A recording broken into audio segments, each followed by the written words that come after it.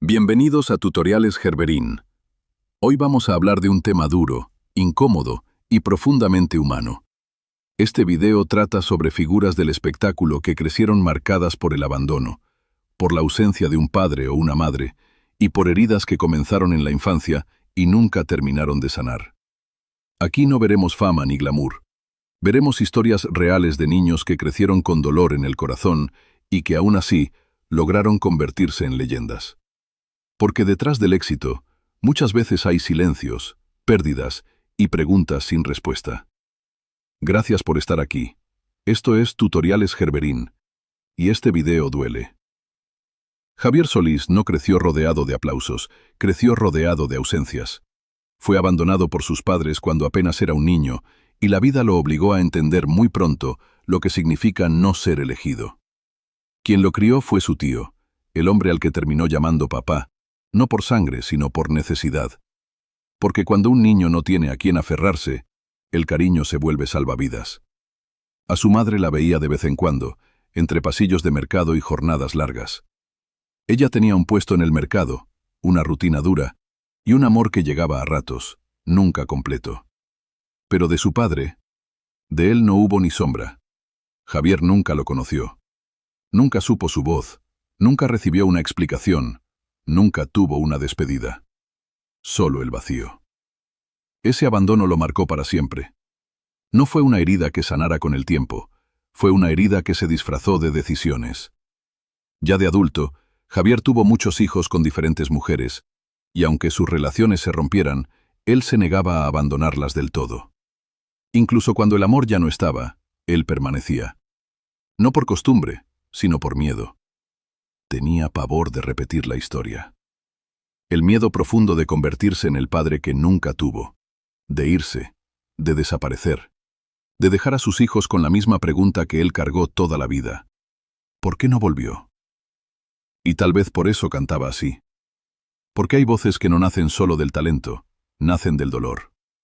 Javier Solís convirtió su trauma en una garganta poderosa, en una voz que hoy es considerada por muchos como la mejor voz que ha dado México en toda su historia. Cantaba como si cada nota fuera una promesa de no abandono, como si en cada canción estuviera tratando de quedarse. Fue gigante en los escenarios, eterno en la música, pero ese niño abandonado nunca dejó de cantar desde adentro. Juan Gabriel no conoció la infancia como un lugar seguro. La conoció como una cadena de abandonos. Su padre fue declarado loco y encerrado en un hospital psiquiátrico cuando Alberto Aguilera Valadez era apenas un niño. Para los adultos fue un diagnóstico. Para él fue algo definitivo. Su padre desapareció de su vida sin explicación y sin regreso. Nunca hubo una despedida. Nunca hubo una voz paterna que volviera a buscarlo. Después vino el abandono más silencioso y más doloroso. Su madre, sola y sin recursos, se fue a trabajar a Ciudad Juárez como empleada doméstica. El trabajo la consumía por completo y no podía cuidarlo. No tuvo opción. Alberto terminó en un orfanato, lejos de ella, lejos de cualquier idea de hogar. Ahí aprendió lo que es crecer esperando. Porque aunque estaba rodeado de otros niños, Alberto soñaba con una sola cosa, que un día su madre apareciera por la puerta del orfanato y lo sacara de ahí. Imaginaba sus pasos, su voz, el momento exacto en el que alguien diría su nombre y por fin dejaría de ser uno más. Ese sueño se repetía todos los días, y casi nunca se cumplía. No era falta de amor, era pobreza y necesidad, pero para un niño eso no cambia el dolor. Cada día que pasaba sin verla era una confirmación silenciosa de que nadie venía por él. En ese orfanato conoció a Juan, el hombre que lo cuidó, que le enseñó a tocar la guitarra y que le dio el trato que su propio padre nunca pudo darle. Por eso, cuando Alberto se convirtió en artista, tomó ese nombre como identidad y agradecimiento. Juan Gabriel. El divo nació desde esa herida profunda. De un niño al que le quitaron al padre llamándolo loco y que pasó su infancia mirando una puerta, esperando que alguien lo rescatara. Su música está llena de súplicas, de amores que no se van, de miedos a quedarse solo. No era casualidad. Era su historia convertida en canciones. Juan Gabriel fue un gigante en los escenarios, amado por millones, pero en el fondo siempre cantó como ese niño que nunca dejó de esperar. Eduardo Yáñez no solo cargó con una infancia rota. Con los años, esa herida empezó a notarse en su comportamiento. Se volvió una persona violenta, con reacciones desmedidas que terminaron siendo públicas. El episodio más recordado fue cuando golpeó a un reportero, un hecho que le costó una multa y una condena mediática que marcó su carrera. Desde entonces, su nombre quedó ligado a los escándalos. Y no fue un caso aislado. Eduardo ha tenido múltiples problemas con reporteras. A veces bastaba una pregunta incómoda, incluso una pregunta normal, para que reaccionara con enojo extremo, gritos o desplantes. Muchos lo han señalado como alguien incapaz de controlar su carácter, alguien que estalla con facilidad. Ese carácter, dicen muchos, no nació de la nada. Se atribuye a los entornos durísimos en los que creció. Criado entre presas en la cárcel de Lecumberri, sin una figura paterna, sin un hogar emocional estable y con una infancia marcada por la ausencia total de su padre biológico, a quien nunca conoció ni siquiera de nombre. Pero hay otro capítulo que siempre ha flotado como sombra: la relación con Ernesto Alonso. Según versiones del medio, Eduardo veía en Ernesto algo que nunca tuvo: un padre. Una figura de autoridad, protección y reconocimiento. Alguien poderoso que lo eligiera, que lo guiara, que lo validara. Sin embargo, el chisme siempre ha ido en otra dirección desde el otro lado. Según se dice, Ernesto Alonso no lo veía como un hijo, sino como un amante. Esa diferencia de miradas habría provocado una confusión emocional brutal. Para Eduardo, la búsqueda desesperada de un padre. Para Ernesto, según los rumores, una relación sentimental. Y es que, amigos, incluso las mujeres que no tuvieron padre, algunas andan buscando en sus esposos a su papá. Así Eduardo dicen que sentía que Ernesto Alonso era su padre, pero el señor no lo miraba igual. Marilyn Monroe nunca supo quién era su padre. No tuvo una foto, no tuvo un nombre claro, no tuvo una historia que la ayudara a entender de dónde venía. Su madre le habló de él como un fantasma, un hombre que no estuvo, que no volvió y que jamás apareció para reclamarla como hija. Desde el inicio, Marilyn creció con una identidad incompleta. Ese vacío la persiguió toda la vida. Marilyn pasó su infancia saltando entre hogares temporales, familias sustitutas y orfanatos. Su madre sufría graves problemas mentales y fue internada en varias ocasiones, lo que dejó a la pequeña Norma Jean, su verdadero nombre, completamente sola. No había padre que la protegiera ni madre que pudiera sostenerla emocionalmente. La ausencia paterna le dejó una herida profunda. Marilyn creció buscando validación masculina de forma desesperada. Muchos psicólogos y biógrafos coinciden en que esa necesidad constante de ser amada, deseada y aprobada por hombres, estaba ligada al abandono original. No buscaba fama solamente, buscaba sentirse elegida. Sus relaciones fueron inestables y dolorosas. Se casó varias veces, se aferró a hombres poderosos, brillantes o famosos, pero nunca logró sentirse segura. El miedo al abandono la hacía dependiente, insegura, frágil. Amaba con intensidad, pero también con terror. Terror a quedarse sola otra vez. El trauma no se quedó en lo emocional. Marilyn desarrolló depresión, ansiedad severa y una profunda sensación de vacío. Luchó contra adicciones, insomnio y episodios de autodestrucción. Detrás del símbolo sexual más famoso del mundo, había una niña que nunca dejó de preguntarse por qué su padre no la quiso. Marilyn Monroe fue adorada por millones, pero murió sintiéndose sola. Porque cuando alguien crece sin padre, sin raíces y sin estabilidad emocional, el aplauso no sana, solo hace menos silencioso el dolor. John Lennon fue abandonado por su padre cuando tenía apenas 5 años. Alfred Lennon, marinero, apareció y desapareció de su vida como una sombra. No hubo estabilidad, no hubo constancia, no hubo una figura paterna que se quedara. Un día simplemente dejó de estar. Y ese vacío se volvió parte de la infancia de John. Su madre, Julia, tampoco pudo sostenerlo del todo. Aunque lo amaba, no tenía una vida ordenada ni condiciones para criarlo, así que John terminó viviendo con su tía Minnie. Fue ella quien lo educó, quien le puso límites, pero también quien le ofreció un cariño rígido, poco afectivo. John creció sintiéndose desplazado, ni con su padre ni del todo con su madre. El golpe definitivo llegó después.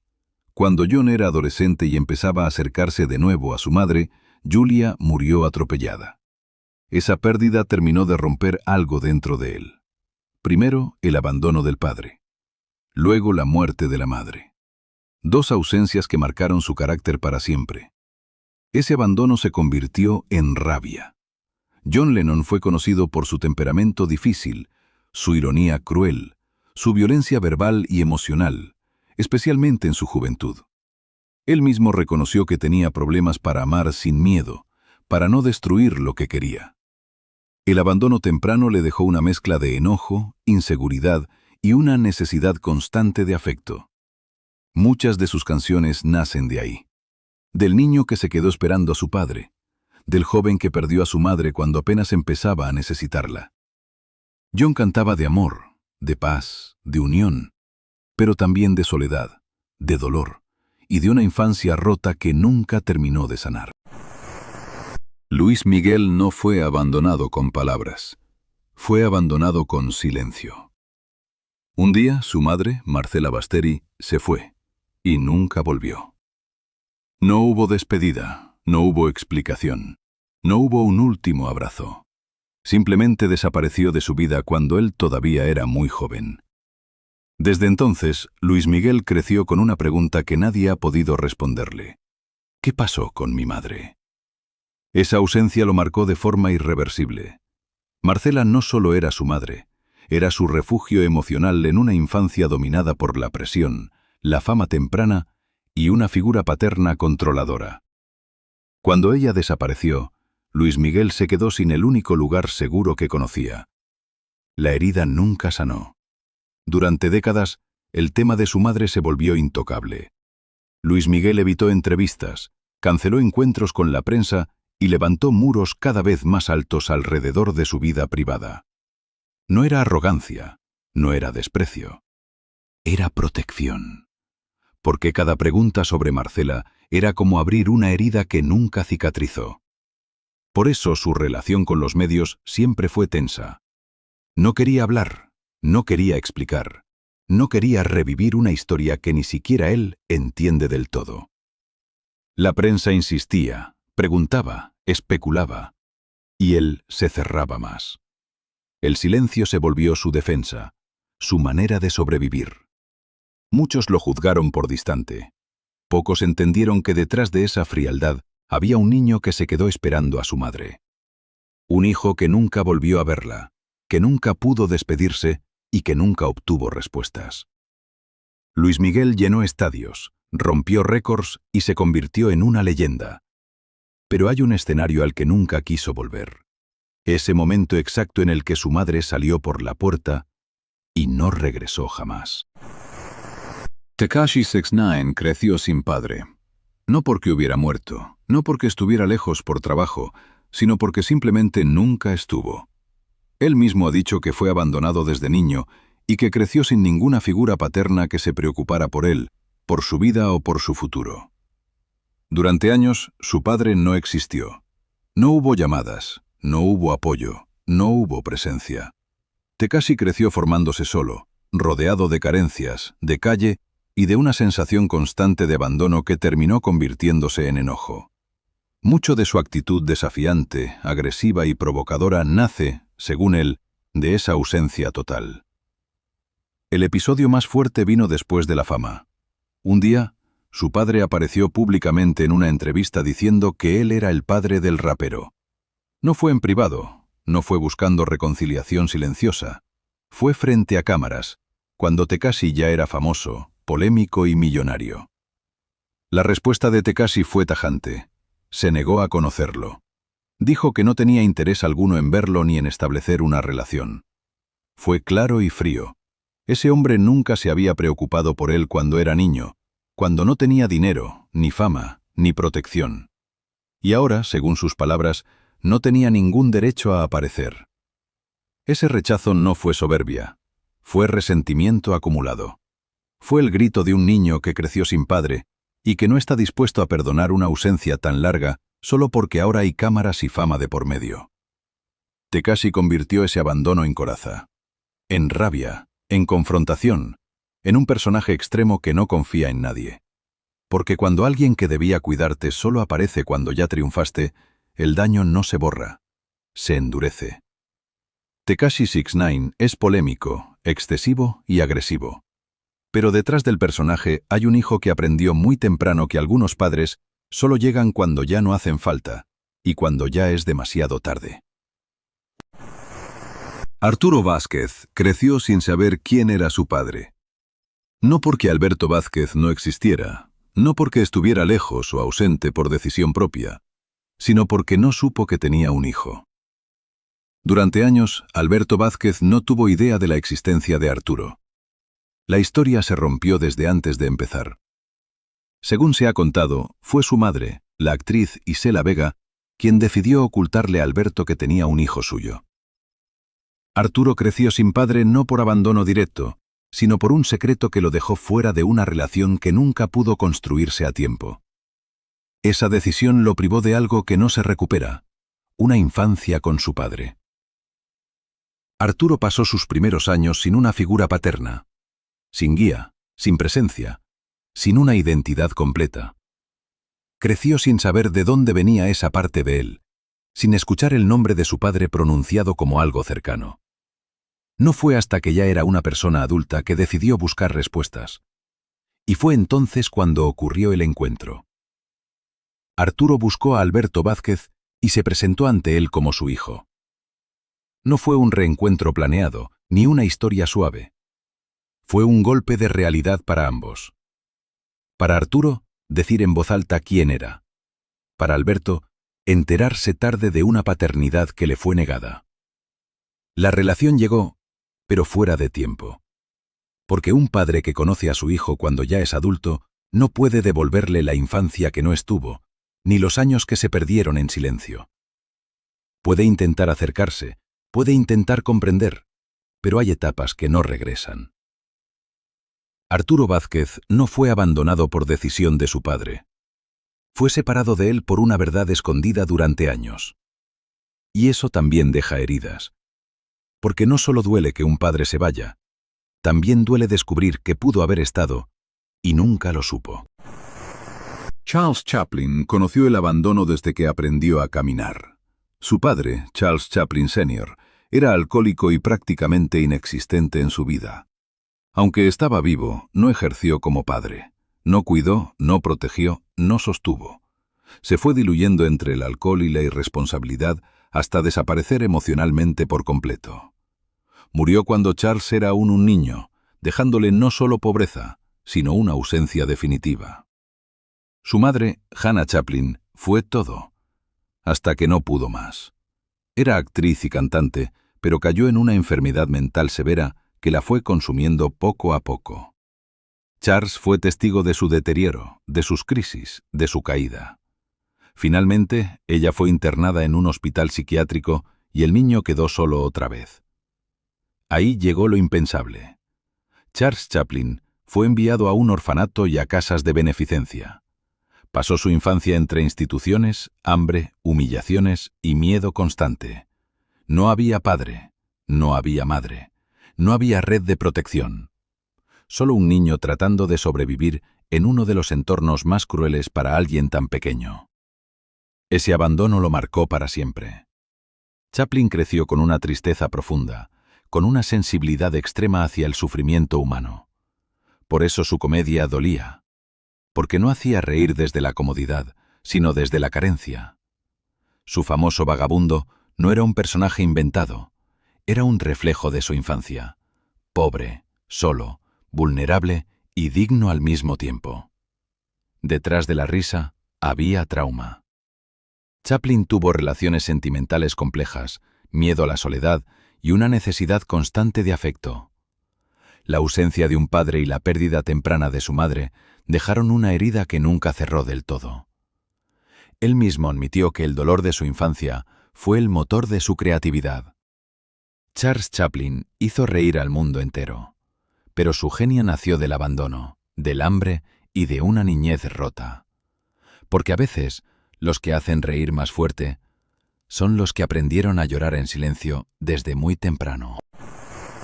Mario Balotelli fue abandonado cuando todavía no tenía recuerdos claros. Nació en Italia, hijo de padres inmigrantes africanos que no pudieron hacerse cargo de él. Por problemas económicos graves y una vida completamente desbordada, lo entregaron cuando era apenas un bebé. No fue una despedida consciente para Mario, pero sí fue una ruptura que marcaría toda su identidad. Creció lejos de sus padres biológicos. Fue criado por una familia adoptiva italiana que le dio techo, educación y oportunidades, pero no pudo borrar la herida original. Porque aunque no recuerdes el momento exacto del abandono, el cuerpo lo guarda.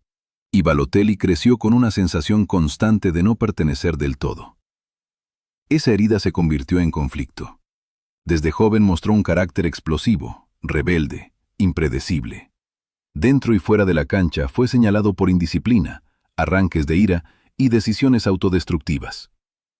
Muchos entrenadores dijeron que su mayor rival nunca fue el fútbol, fue su mundo emocional.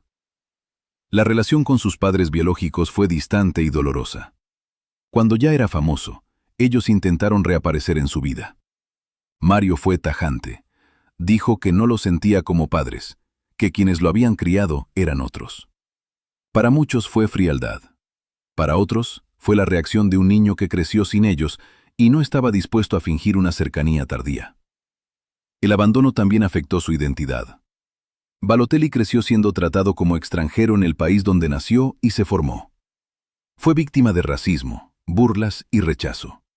Todo eso se sumó a una infancia marcada por la separación y reforzó su sensación de estar siempre solo contra el mundo. Mario Balotelli fue un talento extraordinario, pero también un jugador que nunca logró estabilidad emocional. Porque cuando el abandono llega tan temprano, la rabia, la confusión y el dolor suelen salir de las únicas formas que uno conoce. Balotelli no solo luchó contra defensas rivales, luchó contra una infancia que le enseñó, desde el inicio, que nada era seguro, ni siquiera el amor. Sara García no tuvo infancia protegida. La perdió demasiado pronto. Sus padres murieron cuando ella era apenas una niña, víctimas de fiebre tifoidea, una enfermedad devastadora en esa época. En cuestión de tiempo, se quedó completamente sola, sin madre, sin padre y sin un hogar que la sostuviera.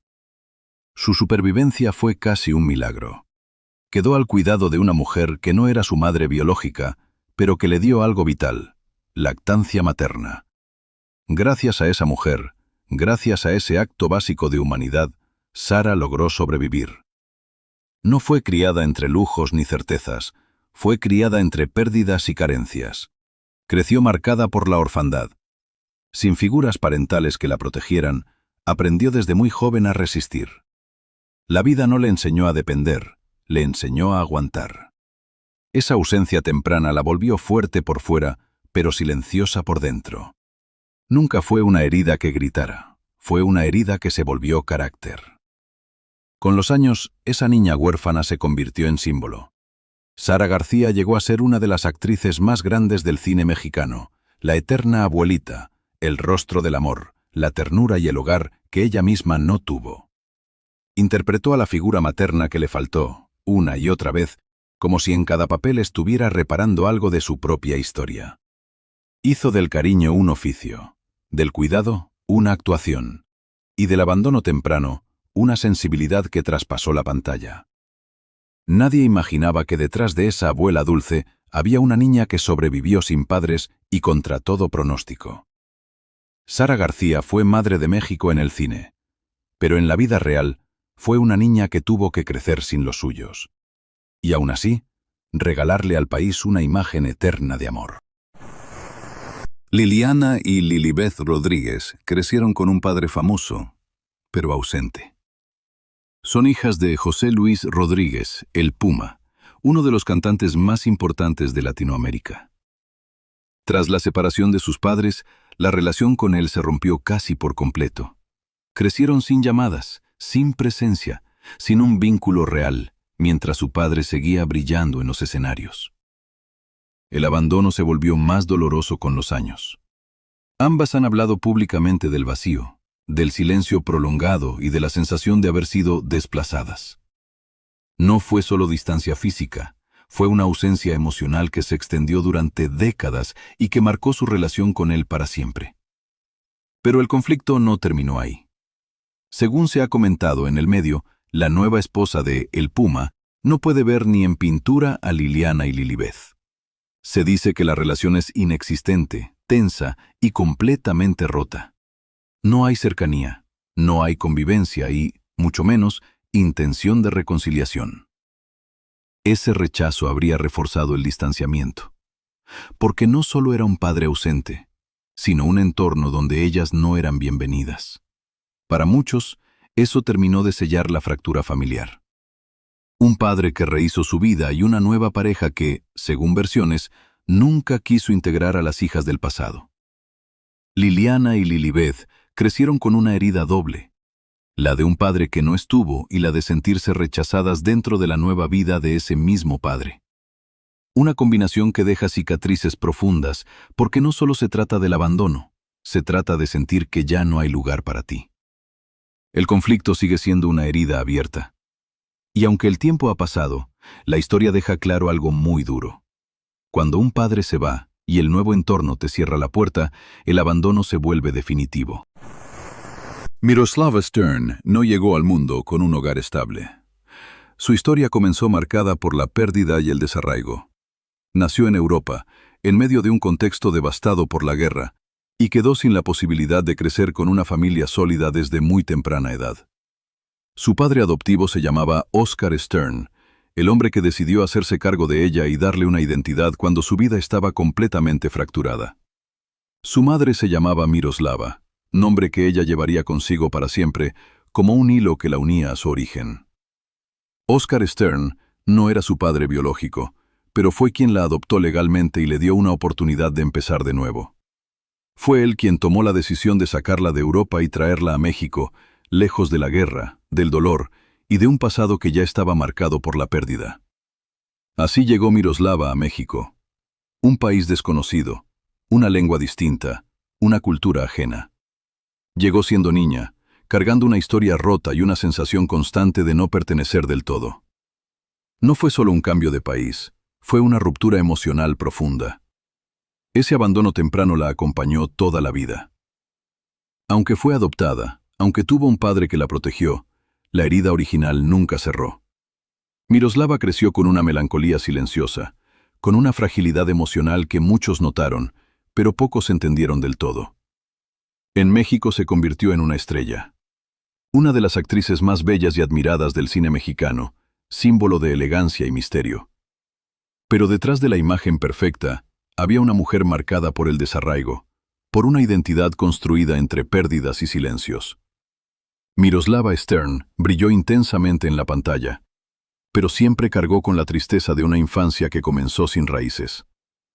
Porque hay abandonos que no se borran con un nuevo país, ni con un nuevo apellido.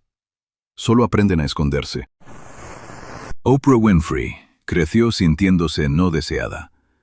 Su padre estuvo ausente durante gran parte de su infancia, y su madre, rebasada por la pobreza y las circunstancias, la dejó al cuidado de otros familiares. Oprah pasó de casa en casa, sin estabilidad, sin un lugar propio, sin la certeza de que alguien la estuviera esperando. Desde muy pequeña entendió el abandono como normalidad. Creció con una sensación constante de no pertenecer, de ser una carga.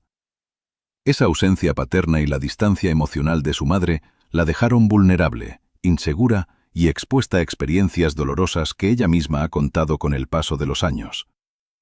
El vacío se volvió motor. Oprah buscó toda su vida validación, amor y reconocimiento. No solo quería éxito, quería sentirse vista. Por eso su empatía, por eso su forma de escuchar, por eso su obsesión con sanar historias ajenas. Estaba tratando de sanar la suya. Se convirtió en una de las mujeres más poderosas del mundo, pero nunca negó que detrás de esa fortaleza había una niña abandonada, marcada por la ausencia y el dolor temprano. Porque hay personas que no triunfan a pesar de su infancia. Triunfan intentando sobrevivir a ella. Adele fue abandonada por su padre cuando tenía apenas 2 años. Mark Evans desapareció de su vida en el momento en que más necesitaba una figura que se quedara. Creció únicamente con su madre, cargando una ausencia que no entendía, pero que sentía todos los días. Ese abandono la marcó profundamente. Adele creció con inseguridades, miedo al rechazo y una herida emocional que terminó filtrándose en su música. Muchas de sus canciones hablan de abandono, de amores que se van, de rupturas que duelen más de la cuenta, y no es coincidencia. Estaba cantando lo que vivió antes de saber ponerle nombre. Cuando su padre intentó reaparecer años después, el daño ya estaba hecho. Adele fue clara al decir que su ausencia la afectó profundamente y que no estaba dispuesta a romantizar un abandono solo porque ahora había fama de por medio. Para ella, el dolor no llegó tarde, llegó demasiado temprano. Adele conquistó al mundo con su voz. Pero esa voz nació de una niña que aprendió desde muy pequeña que algunas personas se van y no regresan. Galilea Montijo fue abandonada por su padre cuando todavía era una niña. Creció sin él, sin su presencia, sin una figura paterna que la acompañara mientras se formaba. Su ausencia no fue pasajera, fue definitiva durante los años en los que más se necesita a un padre. El tiempo pasó y el éxito llegó. Galilea se volvió famosa, reconocida, una de las figuras más visibles de la televisión. Y fue entonces, cuando su vida ya estaba hecha, cuando su padre regresó. Volvió para vivir con su madre, como si los años de ausencia no pesaran, como si nada hubiera pasado. Eso detonó un enojo profundo en Galilea. No era rencor gratuito, era una herida vieja. Porque no es lo mismo volver cuando todo está resuelto que quedarse cuando todo duele. El abandono no se borra con una aparición tardía. Y aún así, Galilea hizo algo que pocos reconocen.